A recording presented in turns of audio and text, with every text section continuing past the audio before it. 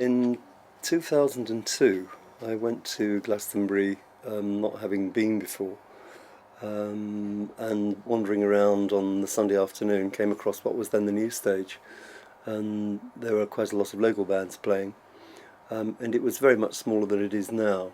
And I also noticed that there were some students involved in filming what was going on there. So I stayed and networked with the guys who were running the main PA on the stage, and got them to introduce me to the people who ran it, and asked if we possibly have some guys working the stage crew, explaining that we ran a pop music course and so on. And they said, well, reluctantly okay. So I think that first year we had 4 students. In 2003, the following year. And then it went so well that the following year they let us have 6, and now, as you know, we're sort of built it up to actually having 10.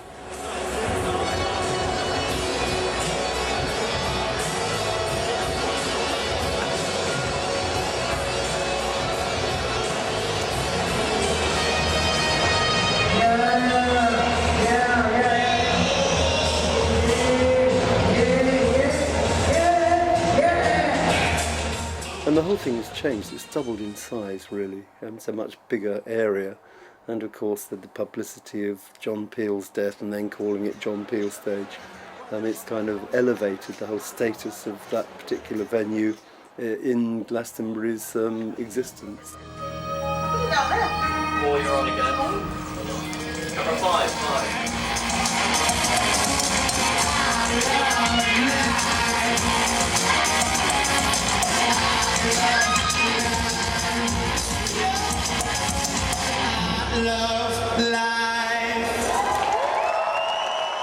The crew had Ben Borden from the BBC who was teaching them throughout the whole weekend, so there was an obvious educational benefit there, and they really learnt a lot in terms of vision mixing and how to operate the cameras on stage. Should we go on camera for a bit? Yeah.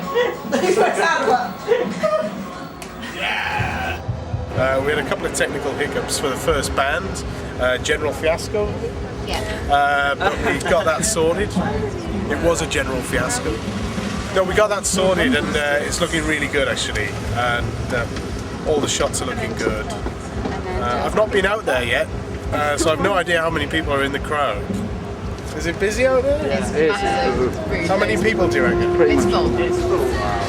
And there's people outside trying to get in. He's not on this stage, is he? I mean, what we've done is just try to be as professional as possible in the way that we conduct ourselves, and make a real contribution to the life of the stage activity, and we have, as you know, but it hasn't changed, it's just got bigger. So we've just got more students to actually encompass within that. It's pretty much what we expected after doing Rockfest, but it's just bigger. The amount of people in there is... Yeah, that's the best bit. Like quite all that scary. crowd, like you know that all people are watching your work, it's viewing.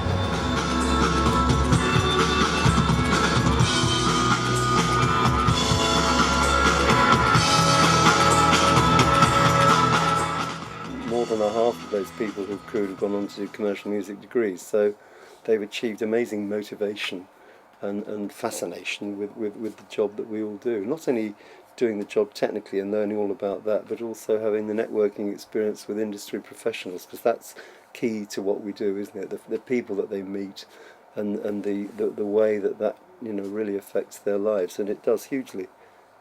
It's had a huge effect on a lot of people's existence.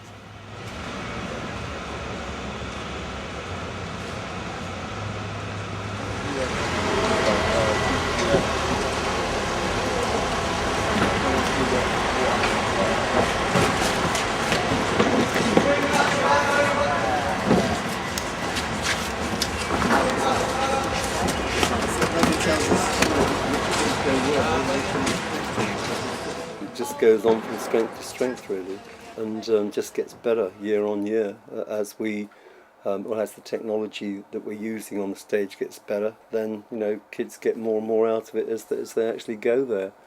And well, who knows? I mean, maybe we can expand our activities to give more people more opportunities, because it's not just the John Peel stage, is it? It's the Equinox party we crew, it's the Battle of the Bands at Pilton that we crew.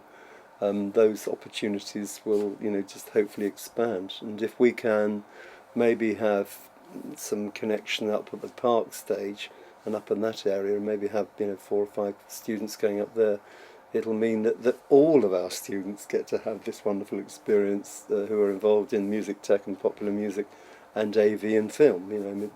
The more opportunities that we seize, with both hands, and develop it for the benefit of all our students. So I just see the thing growing, really. I don't see it diminishing in any way.